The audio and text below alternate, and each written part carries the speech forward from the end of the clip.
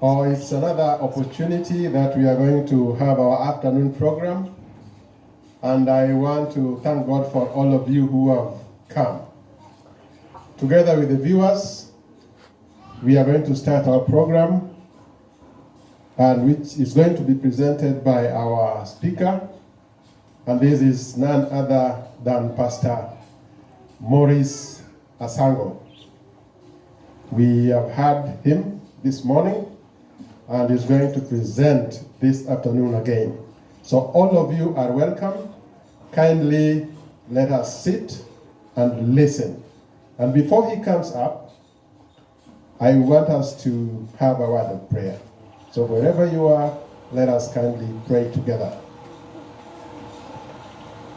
Our Father in heaven, we want to thank you again for the lunch break you've had with us. We also want to thank you for this afternoon. We want to specifically thank you for those who have made it to come back and to be with us. May you bless the viewers wherever they are, that in this presentation, may your Spirit guide us into the understanding of that which you want us to know. And God be with us now as we begin until the end of it. In Jesus' name I pray. Amen. Thank you. Pastor, welcome.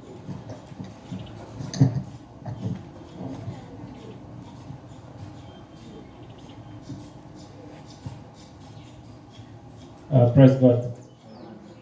I want to thank God for this time that we are meeting a second time to share from the scriptures. We want to consider a study that I hope will be an eye-opener.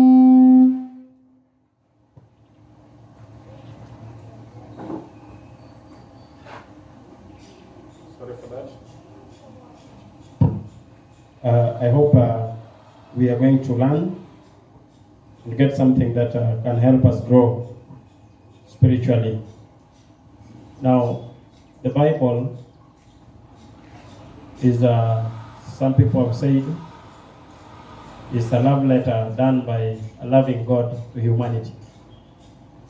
And the earnestness, the passion you would have reading a letter from a loved one is the one that should be demonstrated as we read the scriptures.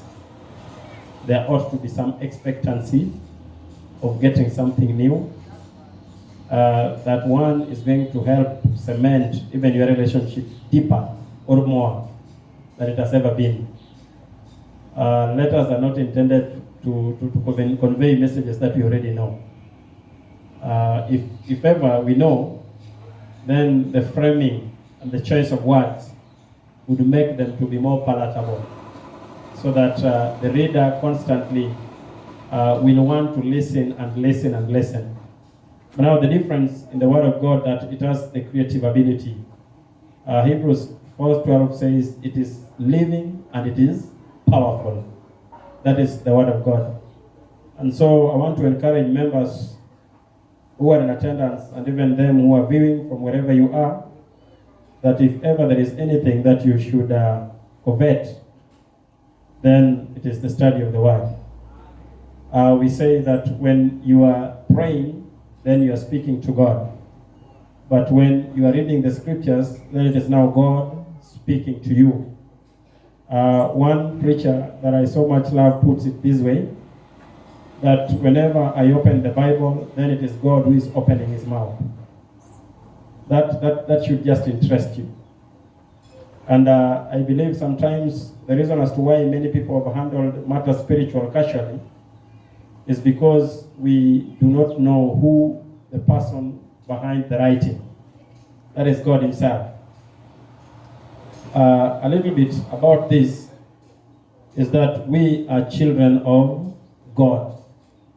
There are several knowledge, I would say, outside there that are trying to explain the origin of man, and most of them cannot even be sustained. They are, I would reduce them to be just mere myths, conjectures, speculations, but they have no basis empirically you can't even prove them. But we as a people believe in creation. And by so doing, we also believe that we know our Creator is God. Amen. We are children of God. Would you imagine if somebody told you that your cousin is some ape from this small hill here called Wire? That would be ridiculous, the height of abuse. Now, we are just so special. And I would want us to consider this and have this at the back of our mind, so that moving forward, it will help us even to understand our lot, our place in this life, and what we really mean to God. Because a number of times, the burden that we have had is when we fail to acknowledge or recognize who you and I are, and the reason of our existence. Somebody says, I think that is some writer in the book, it said that Keys to Dying Empty or Maximizing Your Potential by Miles Monroe. He says that when there are two fundamental things that are important in life: the day one is born, and when you discover why you are born, not the day you die. Because it could also be possible that one may even retire to the grave having not accomplished that which was meant for him to do. And so, being that God is the creator, we said in Genesis chapter 1, we are seeing a God who does the creation work, and it begins, and I would repeat this over and over, because if you do away with it, then even our existence, even the Sabbath would be irrelevant. Everything that we do away with Genesis 1 and 2, then the Bible will be null and void. And I want you to also have this at the back of your mind, Brother Robert, that we have Genesis chapter 1 and chapter 2, and also we have Revelation 21 and 22. Now, in Genesis 1 and 2, it is the world without sin. And then Revelation 21 and 22, it's also the earth made new. Are we there, church? And so anytime I'm reading the scriptures, then it is important for me to know that the original intention of God is in Genesis 1 and 2 only. Then I go to Revelation 21 and 22. That which is now laminated in between is all demonstrating the desperate grace of God trying to woo back man to himself. And so if I want the original diet, I will get it in Genesis 1 and 2. If I want the right marriage, I will get it in Genesis 1 and 2. If I want the right lifestyle, the best exercise, not going to the gym, I know this may sound strange, but it is all prescribed there. Man was told to till the land and subdue it. And in the process of so doing, then he would get something that was going to revitalize his life and was going to also edify others when he sees the produce from the garden. Amen? The best exercise ever.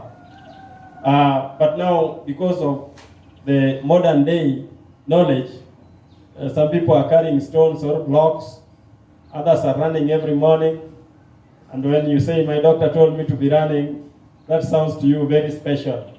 No, we have to go back to what God said. Amen? Wake up in the morning, do the bushes around, clear the place. Just be involved in some activity. That will involve all the vital organs of the body, and it is just good enough. Amen? Yeah, so we are saying in essence that God is the creator, and we are his creatures.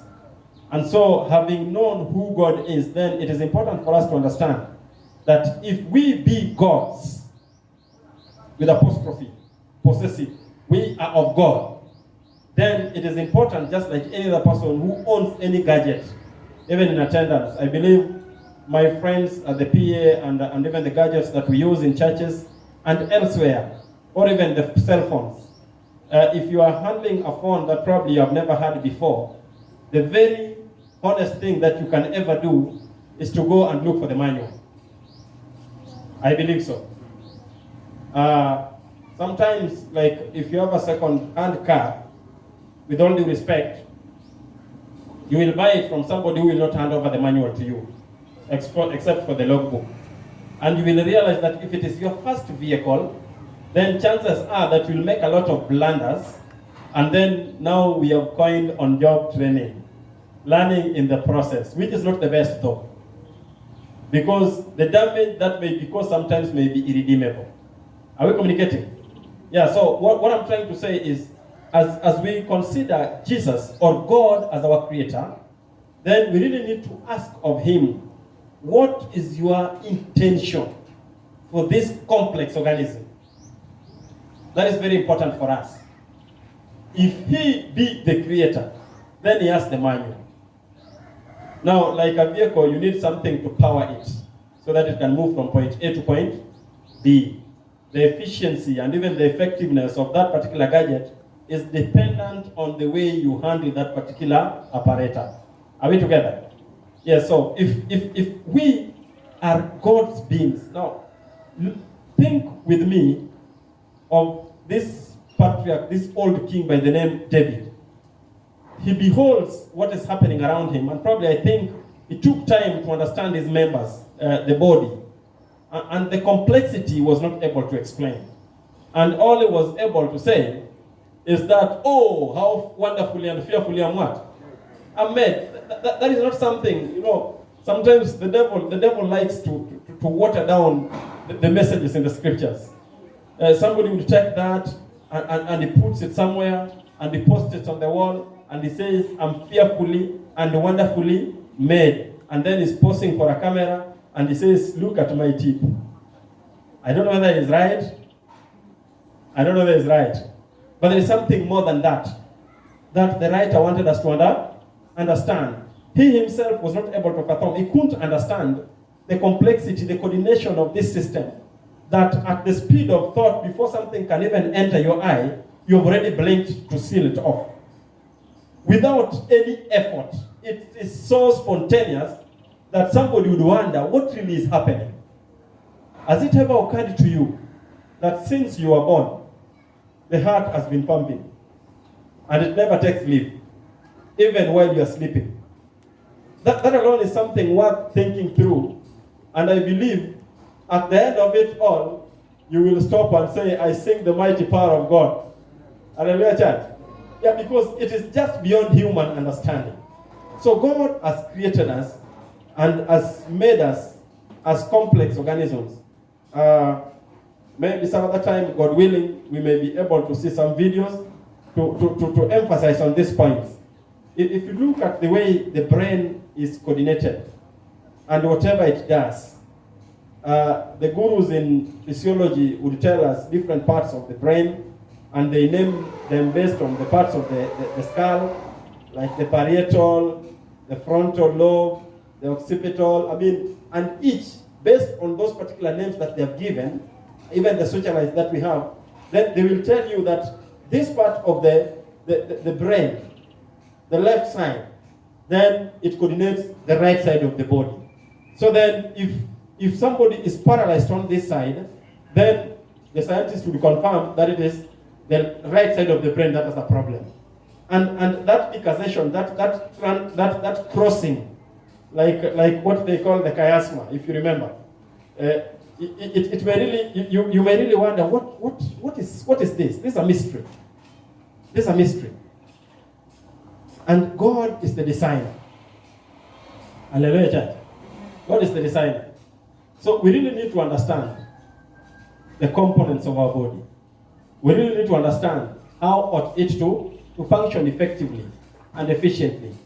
There are a lot of things that people have said, and especially those who are trying to slight the prophecies and even the Bible itself, that it doesn't matter what goes in. What comes out is what is important. That's fallacy. That is not spiritual. Are we there? Yes. Some people would run and pick a part of the scriptures and say that a little of this is just good for your stomach. And they want to justify. But when they come to other parts and they find that which is directly confronting them, then they develop cold feet. So the Bible is even studied selectively so that if it doesn't appeal to my emotions or my ego, then I feel it is something that I can renounce or even do away with. but the Bible ought to be accepted in entirety. Amen? That is what we also study in the lesson in the morning. Sola Scriptura, Bible alone, and Tota Scriptura, Bible in entirety. That is what Christ is encouraging us to do. And so, friends, I want us to look at this. Probably, let's read from the book of Psalms 100 verse 3. Psalms 100 verse 3. I will read from up front here. Psalms 100 verse 3. It says, know ye not, know ye that the Lord, He is God. It is He that hath made us, and not we ourselves. We are His people, and the sheep of His pasture. Question. Why is it important that we talk about hell? Why is it really important? Why do we concentrate so much about hell? You know,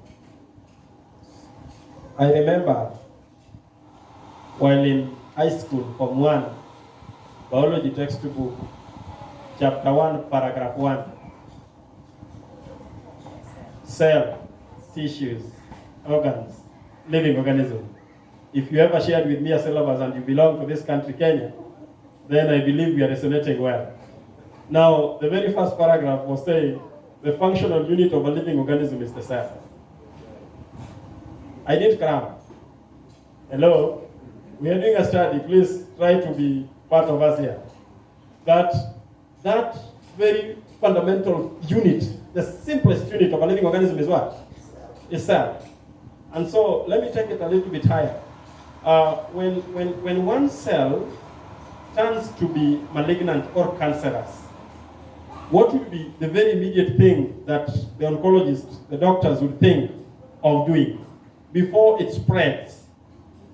As they say, the other side, they metastasize. Before it spreads to distant organs, probably to the toes, the liver, the kidney, it is just confined, localized somewhere.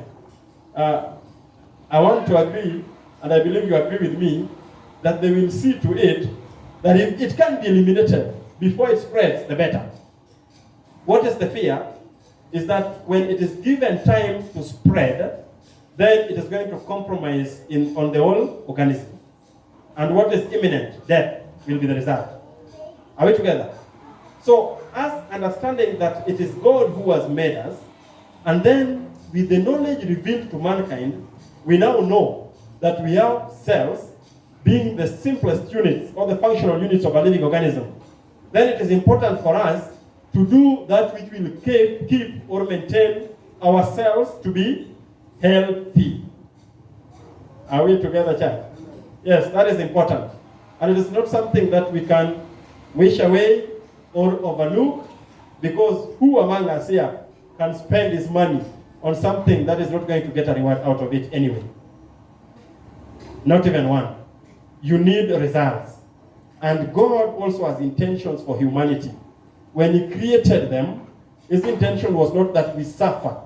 Because when the members are ill or sick in any nature, when I talk of members here, I'm referring to the body parts, then even God cannot be glorified. This is echoed in 3 John 2, that I desire that you prosper in health, even as your soul does what? Prospereth. It means that even God would be so much honored and would be happy when His children are doing well. Sickness and disease is the scheme of the devil. But many of the things that we talk about are preventable. Now, if you look at like the current condition that we have, and some of the strategies put in place by the government and even world over, WHO, they are almost telling us, and this is what I also believe, that even corona is preventable. If it was not like that, then none would be having masks here. Why are you doing that? It's to prevent. Why are you keeping social distance? It's to prevent not only from acquiring, but also in the event I'd already acquired the infection, then I don't be an agent of spread. Are we together? Yes, so if that be the position, then there are strategies that we can employ to help prevent disease from occurring or from spreading. Are we in agreement? Yes, now, let me use this concept. One, in communicable disease control, we have, majorly, we would use three things. Communicable diseases are those that can be transferred from one person to the other. Now, they will tell us that you can either protect the host, or interrupt the root, or attack the source. Are we agreed? Yes. If I know this is the place where it is brooding, then I can go direct there and put something to help kill so that it doesn't spread. But if I leave it there, it means there must be some route of transmission. So if I fail there, then I have another leeway that before it gets to so and so, then I can interrupt the route. Are we together, church? And if that fails, then the very ultimate one is what now? Going to the person who's already done what? Infected. And what are the things I will do there? Treatment. I believe we are working together as a church. Yes. So, what we have just read here, Jesus, God is our creator. And he created us with he gave a very complex body. But let me say this, friends, that when Jesus came on the planet Earth, Hebrews chapter 2 verse 17 says that it behooved Christ to be made like one of us. He saw it necessary. I'm fond of King James Version. He's found it necessary to be made like one of us. If you read verse 9, is that Christ came and he was not even embarrassed or ashamed to be called our brother. Hello? Yes. Now, the question that one should immediately think of, that if the creator of the universe was able to come down and be clothed with humanity, the divinity was wrapped up in humanity, then it means, therefore, that Christ has regard for the human body. Hello, church? The body that I'm having, we are sharing it with who? With Christ. The life that we have is from who? From Christ. How do we know this? Acts chapter 17 verse 28 says, "For in him we move, live, and have our being." Hello, church? In who? In Christ.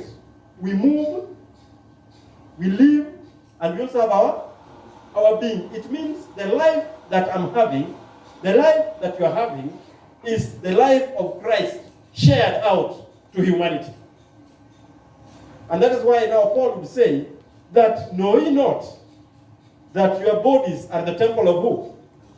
Of God." If we understand that and we see the relationship that we have with Christ, it will then inform every other step we are taking. Maybe let me use this illustration. And I pray God will help us see this. That whatever we do in this life is not to make us to be children of God. Hello? Let me walk there carefully. You don't come to church because you're a child of God. Or to be a child of God, sorry. To be a child of God. But because you are, that is now what motivates you to do that which is supposed to be done by a supposed child of God. Are we together, church? Yes. When I eat right, I don't eat right to be a child of God, but because I am, then there is a way I ought to eat. Let me try to make this point. I said in the morning that when we talk about health message, then sometimes we narrow it so much to food and we leave it there. when I control myself. 1 Corinthians 9, 25, 24 says that whosoever is striving for mastery must be temperate in all things. And then 1 Corinthians 10, 31 says, whatsoever therefore you do, whether you eat or drink, do it to the glory of God. So it goes beyond whatever, other than eating and drinking, then there is something that should control us. That the motive behind every action is to glorify who? God. And if this is registered in our minds, then there are certain places that will not go. Why? Because the conscience will tell me that it will never glorify God. Hello, church? Hello? Why I'm struggling with this, my pastor, is because we have always done things hoping that those things will make us to be right with God. And that now reduces us to be just salvation by works, so to speak. That because of the things we do, now we merit being called sons and daughters of who? Of God. And that contradicts the Bible. Because Romans 5 verse 6 and verse 8 says, while we were yet without strength, Christ came. And verse 8, while we were yet what? Sinners, Christ did what? Died for us. Not when we were saints. So Christ loved us. This should first dawn on us that the creator of the universe has declared that we are his creation. Hello? Let me ask this gathering, and probably whoever is listening from somewhere, just try to reflect on this. If you happen to be a child of a president or a king of a particular nation, nowadays we don't have kings, maybe King Muswati, down south. If you subscribe to that family, how do you live? If you are his child, let me ask it the other way around. If a child of a king is seen hanging around with a particular group, or is found eating somewhere which is deemed unbecoming, it will make a news headline. Am I really communicating? Why? The simple reason is that who you are should dictate how you behave or how you do your stuff. And that is why before we understand why we are talking about health, and especially diet, the things we call exercise, the new start or celebration, then it is important for us first to understand who we are. That I am a child of the King. And that now should tell me the diet to eat. The type of dress to do what? To put on. Because if I am a child of a king, honestly, there are clothes that if people see me with, hallelujah, it is because I have not acknowledged who my father is. But because we are children of God, now that knowledge should inform how we do our things. One is to preserve the body that Christ has given us. Amen? That in our body, Christ may be glorified. What comes to your mind when somebody says, Father, we want to glorify your name? That's very common. He's not even going to glorify until he leaves church. He wants to. Father, we want to thank you. Everything is yet future. Hello? Maybe we have never been conscious about this. We want to thank you. When will you thank him? We just want. To glorify God is to reveal his character in us. And Christ's object lesson is saying that God is waiting for the time when Christ will be reproduced in us. And people will be drawn because of Christ in us, the hope of glory. An embodiment in whom dwells the Godhead bodily. Colossians says, Christ in us. Now we will be very conscious on how to hit, on what to do. And friends, let me take you to something. Having explained the complexity, the way man is created, the author, and Like if, for example, you take the book of Genesis chapter 1 through to chapter 50. Genesis chapter 1 begins with life.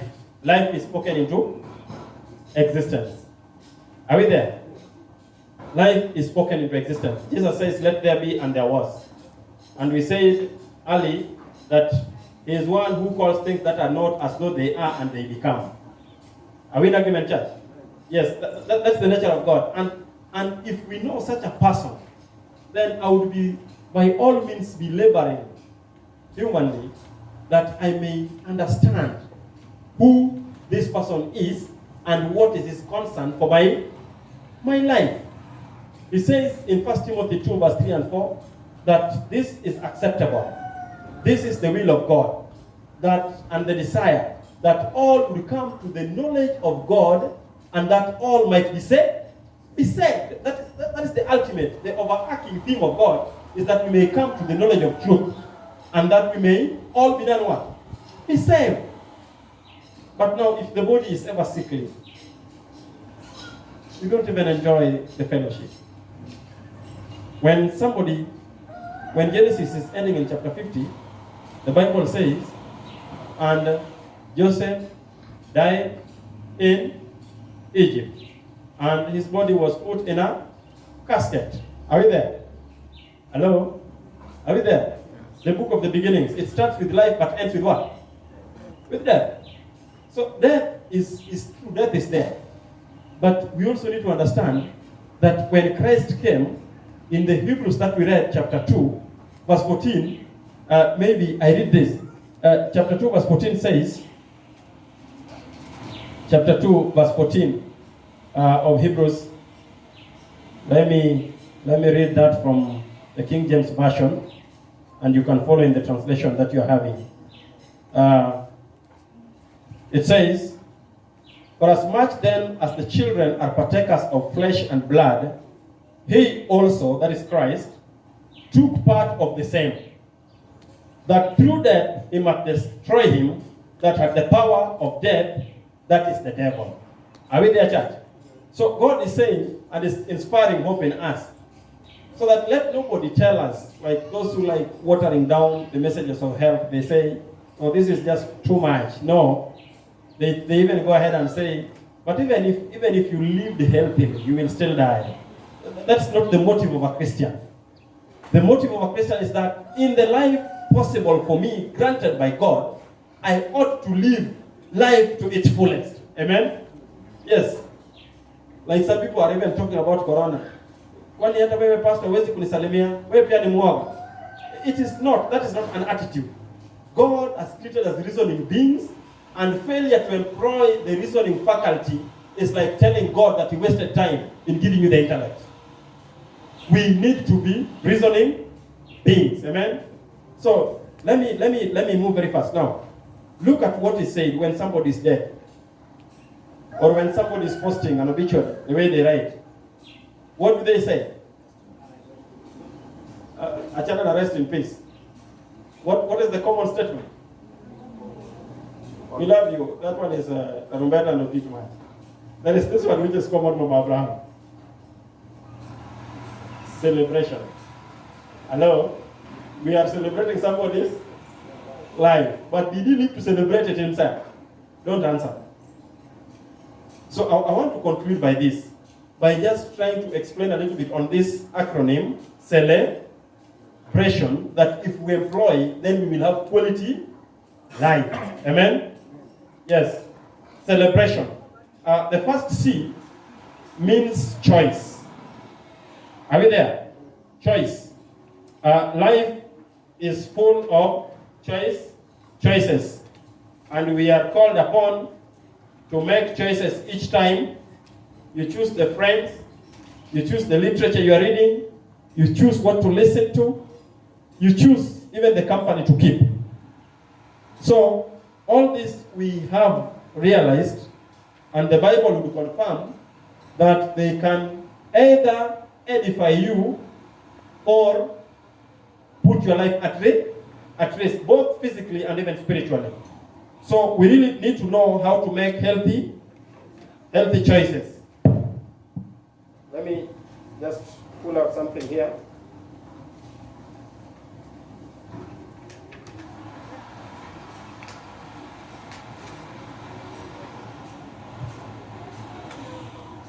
The Bible is saying that be ye not deceived. Evil company corrupts good. Good manners or good morals. That is 15 verse 33. We know that.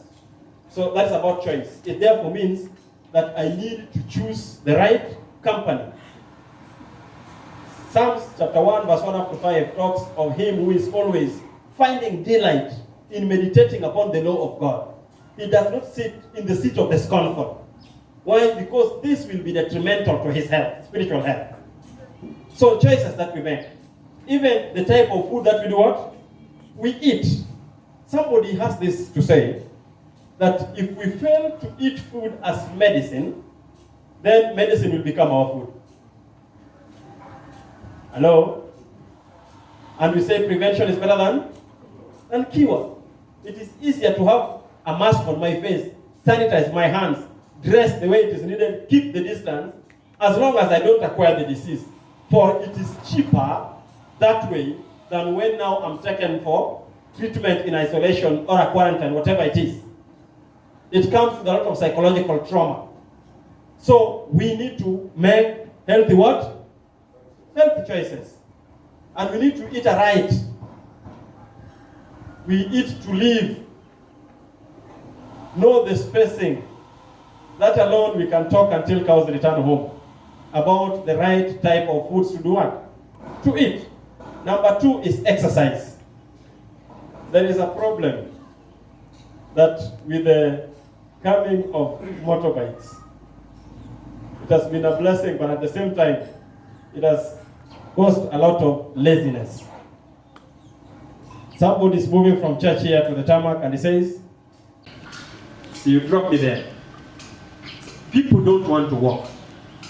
People don't want to do exercise. And we have brought even people in the name of house helps. And when they are helping us, our sisters at home, then you even restrain your children from participating in manual labor to their own detriment. They need to wash, they need to do their dishes, they need to do their bedrooms. That keeps the body active. Hallelujah, church. Yes, we are talking about health, and I want us to look at it in entirety. And then the next one is liquids.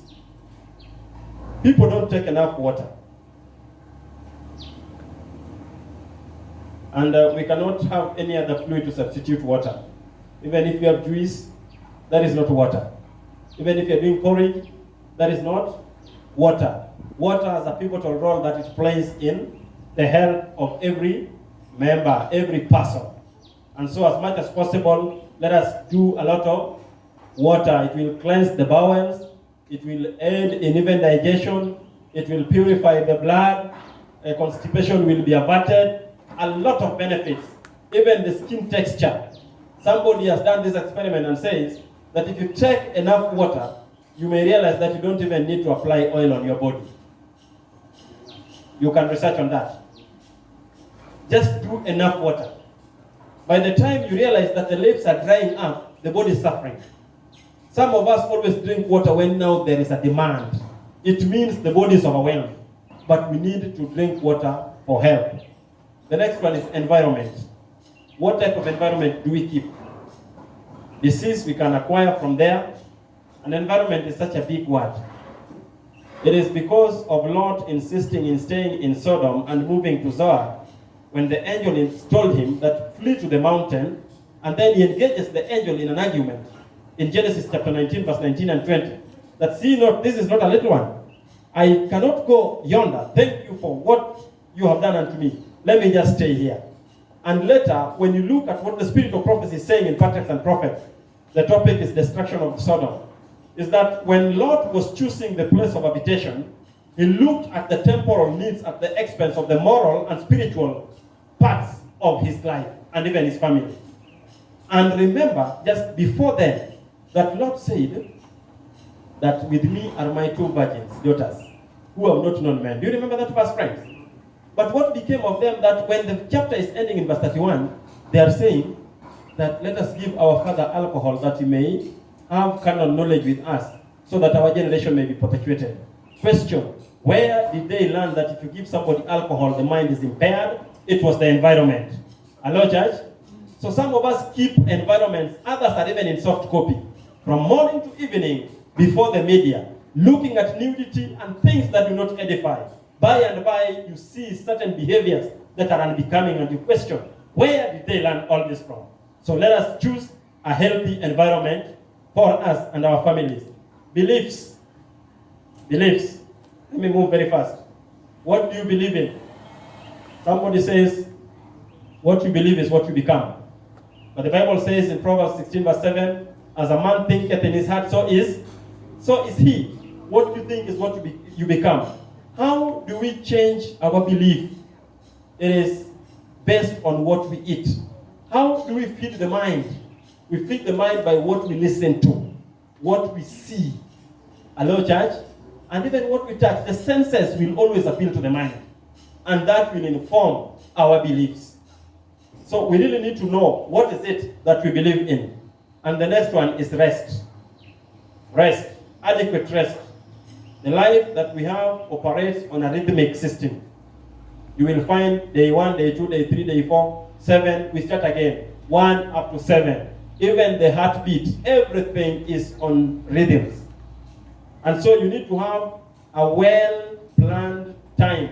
Go and read Health and Wellness by the Health Ministry Director at the conference, General Conference, Peter Landless. He says that make it a habit of sleeping by 9 and see to it that you do 7 to 8 hours every day, and let there be discipline concerning this matter.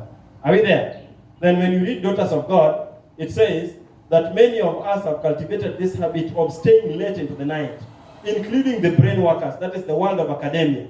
But this has only proved to be injurious to health. Why? For when you stay late, then blood is drawn to the brain and causes a lot of wakefulness in the night. And so I advise, I'm quoting her, that let every Adventist home cultivate the culture of seeing to it that light is extinguished by 9 o'clock. Praise God, church. Those are counsels we are given. We need adequate rest. When people are saying that they are doing 24-hour economy, it is not divine.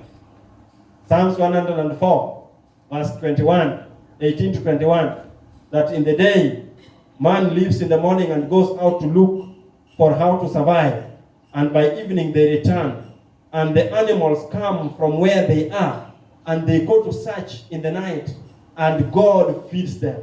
And when dawn breaks, they again return to their caves. There is a system that God designed. Amen? Yes, the next one is air. Let's ensure that there is enough aeration, which is part of even prevention for COVID. When you are in a house that is enclosed and there is no proper ventilation, chances are that you will infect somebody who is next to you, especially the communicable infections. When you have a house, don't put a lot of thick, heavy curtains on the windows. A lot of my mothers who are in attendance. You obstruct free air circulation. And some people have a lot of hangings on the wall in the name of a carpet, which is, hello, are we communicated? They gather fine dusts that only a child who has innocent nose will tell you by sneezing. They're not very healthy. Everywhere is wall hangings, everywhere. We need proper ventilation. Even chairs, we need space. Space is good. Amen? Amen? That is on a light note. Space is good. The next one is temperance. Temperance is doing that which is good with moderation and shunning everything that is evil. Whatever is good, do it with moderation. Even singing, even reading the Bible. You need a rest. Hello? So that you can digest, internalize, assimilate that which you have studied. Rest, temperance should be there. The next one is integrity. Integrity. There are certain things that I may do which will live to haunt my children and even myself. So we need to have integrity. Third last is optimism. Optimism, we would almost use the word faith.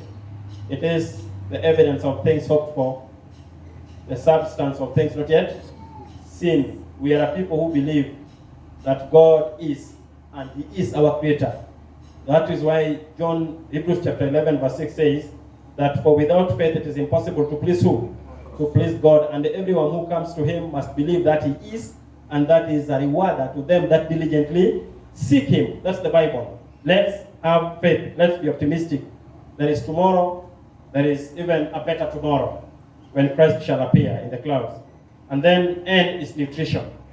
Nutrition. You realize now, this is why I say that health is not just food, but it has all these components. Choice, celebration. Now, nutrition, eat right, eat quantity, and right quality. Right quantity and right quality. Hata ile gari imesimama pale, if it wants to move to Kisumu and you put fuel of 2 liters, it will not suffice. Are we together? Yeah, so quality and quantity with proper spacing so that the food can be digested, assimilated, and revitalize our members. And finally, social support, which was our sermon. Social support, friendship plays a vital role in our lives. And so how best can we say about health but to celebrate it? Amen? Let us celebrate health. And now we understand what I mean by celebration. We are called upon as a church to celebrate, make right choices, have integrity, temperance be there, good aeration, and good proper nutrition. And the name of God will be glorified even in our members. May God bless us in Jesus' name. Amen. Let's rise so that we can say, let us pray. We are praying. Our Father and our God, who art in heaven, one more time we appear before you this afternoon with thanksgiving in our hearts. Thank you for the blessed Sabbath. Thank you for your children who had an opportunity to listen. Father God, we pray that even them who never had this opportunity, through them who have listened to your message, may you use them to edify others, that together we may grow and be prepared to meet you when you come a second time. Still we pray that the Holy Spirit will be our teacher, to lead us even into a greater light, as you also enable us to will and to do of your good pleasure. Now let your will be done, as you prepare us for the blessed hope which is your soon return, is our prayer in Jesus' name. Amen. God bless you all. See you next Sabbath. Thank you so much, our members and the viewers all over. You've been with us from the beginning of the service today, when we started with the lesson discussions, up to this particular time that we've ended with the Bible study in the afternoon. Thank you for always joining us for our service, and remember to join us next time. May God bless you so much. We are praying. Almighty Savior, in the name of Jesus, Jehovah Lord, the whole world and everything in it is yours, and we thank you for allowing us also to be among your members whom you created. May you guide us so that throughout your life, we live by your word as we shared in the morning. Loving Master, guide us in our daily living and be with us, and more so prepare us for your soon coming. I've prayed, believing and trusting in Jesus' name.